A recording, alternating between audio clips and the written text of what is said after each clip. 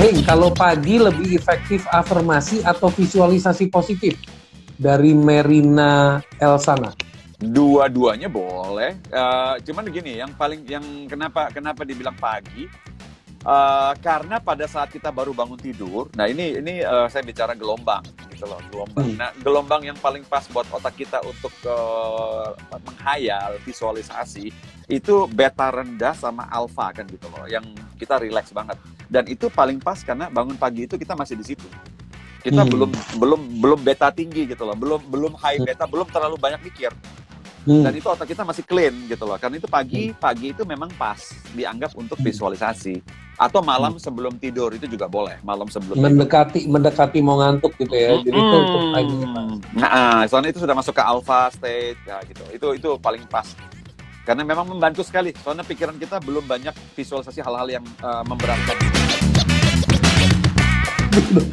Apakah menggampangkan sesuatu termasuk bagian dari optimis? Ini dia pakai tanda kutip lagi menggampangkan. Saya harus tanya dulu, menggampangkan itu apa? Karena tergantung menggampangkan gitu. Apa itu menggampangkan gitu loh. Nah, beda banget antara orang bilang begini loh. Bilang, bisa deh, bisa. Nah, begitu saya bilang, bisa. Oh, bro, lu menggampangkan aja lu, bro. Bukan, gue tahu bisa. Karena dari pengalaman gue bisa. Bukan menggampangkan ini. Ini bukan menggampangkan, karena gue pernah lakukan. Atau saya pernah lihat orang.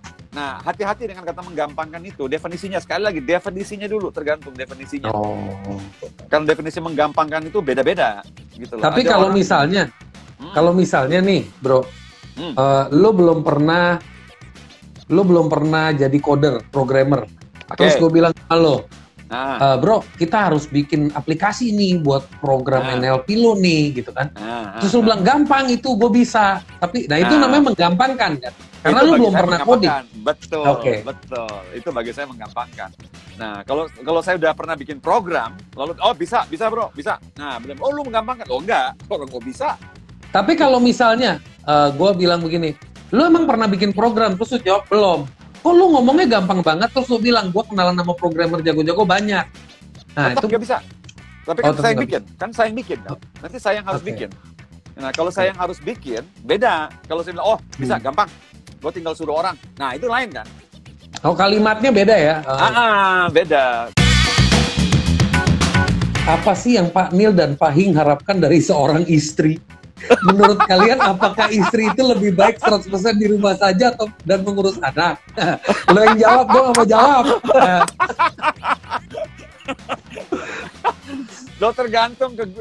Tergantung sekarang kan dalam dunia NLP itu ada namanya ekologi. Ekologi itu begini, ekologi itu artinya kita berusaha win-win-win kan gitu loh. Nah, jadi kalau misalnya apapun yang dilakukan oleh istri dan suami, lihat ekologis nggak di rumah atau di kantor gitu loh. Ya kan, lihat ekologis nggak, bermanfaat dan saling menguntungkan, beneficial apa enggak gitu loh. Nah, ini dua, tidak ada yang sama loh. Ada yang malah bilang gini, ada yang senang banget istrinya di rumah bro, ada. Tapi ada yang mending lu jangan di rumah nih. Dan ini tidak akan sama untuk semua orang, nggak bakal sama. Ya kalau misalnya saya tumbuh dari keluarga yang very very tradisional kan gitu loh. Yang sangat family like. Saya ingin misalnya kalau bisa istri saya di rumah misalnya kan gitu. Nah, so it's different. Dan itu bukan berarti itu kebenaran, bukan. Karena ini masing-masing pribadi is different. Apakah dengan mendengarkan musik-musik relaksasi mempengaruhi otak kita saat berafirmasi dan visualisasi impian kita? Iya, bisa membantu, iya. Bisa membantu. Tapi apakah harus? Enggak. Apakah itu kalau saya lagi dengerin musik membantu? Bisa aja.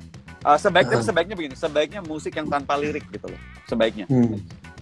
Karena gini, kenapa tanpa lirik? Nanti verbal dalam lirik itu bisa ikut mempengaruhi verbal dalam afirmasi kita gitu.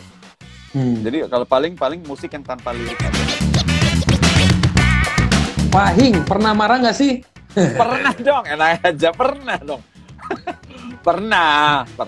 Cuma bedanya begini nih bedanya. Nah, orang-orang yang punya kesadaran, nah tidak sering marah, sekali-sekali marah, tapi tidak sering. Dan setelah marah pun ini, kan ada beda antara emosi. Nah ini buat semua yang jarang banget menyentuh dunia emosi kan. emosi, kalau kita yang panjangin Bro Neil, itu jadi mood sebentar lagi gitu. Iya. Nah, berarti orang-orang yang menangkap dan ngerti gitu loh. Saya tidak ingin mood saya terganggu. Gitu loh. Saya tidak ingin produktivitas terganggu. Karena itu begitu. Nah, dalam dunia NLP kan ada yang namanya break state. Nah, setelah kita marah, karena manusia pasti akan marah. Marah itu by the way program yang sudah terinstal sejak kita lahir, by the way. Yeah. Marah itu bukan dibuat. Sudah ada di blueprint kita. Sudah ada di blueprint. Jadi nggak usah dikhawatirkan kalau saya marah, gitu. Cuma tinggal setelah saya marah, saya ngapain? Itu yang paling penting. Gitu loh. Setelah saya marah, what I do, gitu loh. Nah, kalau kita tidak ingin jadi terganggu sepanjang hari, dipotong, selesai, di break state aja, gitu loh. Nah, jadi kita tetap produktif tuh. Saya gitu. Kalau marah, ya udah hitungannya menit. Hitungannya menit. Kan ada yang marah sampai 1 hari itu bukan marah, itu mah drama namanya itu. Apakah ajaran Tony Robbins itu sebenarnya NLP? Awal-awal ya, karena Tony Robbins itu juga hidupnya berubah gara-gara NLP. Sampai sekarang kan dia masih kontak sama Dr. Richard Bandler, gurunya itu masih in touch. Karena Tony Robbins akhirnya salah satu orang nih yang di-respect dalam dunia NLP. Kenapa? Karena dia tidak mengandalkan kata NLP itu sendiri gitu loh. Ya kan, awalnya ya. Dia ngajar NLP juga kan, dan kata NLP dia pakai. Tapi era-era modern belakangan ini dia pakai Tony Robbins kan, bukan NLP lagi. Benar, dia ganti brandnya, benar. Yap, gitu loh. Jadi dia ya kalau kita bilang angkat topi karena dia tidak menganggap bahwa that's NLP. Ini Tony Robbins. Tapi cara dia berpikir itu masih NLP semua itu. Iya, dan dia mengubah terminologi aja. Jadi seolah-olah jadi brandnya dia lah. Yes. Namanya juga jualan. Nah, itu pakai otak jualan. Pahing, gimana caranya? Gue ganti dulu gaya bacanya. Pahing, gimana caranya senyum terus seperti Pahing? Bisa konsisten senyum. Gue juga pengen senyum, bro, dari tadi pas baca ini. Gimana, bro? Penasaran gue juga. You have a charming smile. Thank you. Nah, saya Bini nggak dekat-dekat situ kan? Bini nggak. Enggak. Ya, oke. Jadi saya ditanya ini sering banget, bro. Sering banget.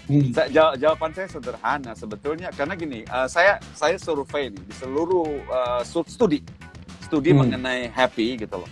Kesamaan orang happy di mana-mana itu satu, benang merahnya, gratitude. Yes.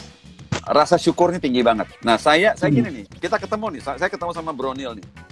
Saya bersyukur kita ketemu nih, saya bersyukur nih. Nah, makanya saya smile terus. Saya smile. I'm really grateful. Itu benar. I know. Really Makanya saya smile terus. Nah, saya ketemu customer, saya smile terus. Saya ketemu student di kelas, saya bersyukur ketemu mereka, saya smile terus. That's easier karena kita punya gratitude tinggi gitu loh. I'm really grateful for everything. Saya kemarin ini lucu nih sama anak saya nih. Barusan sama my daughter, second daughter. Kita lagi makan orange. Just 2 days ago, lagi makan orange. Nah, begitu saya bilang, Jen, come, namanya kan Kimberly. Kim, come here. You know what? You should try this. This is so good. So good. Nah, saya ekspresi exactly the same loh, bro. This is so good. Dia bilang apa coba, bro? Dad, for you everything is good. Dia mulai notice. Dia bilang, you say this is good. Dan setiap kali ekspresi saya bilang, you know what? That's mindful. Nah, anak saya bilang begini, Dad, bukankah itu juga orange yang you ate yesterday? Dia bilang begitu. Saya bilang, yes, true. But now I enjoy it again because I know this is good.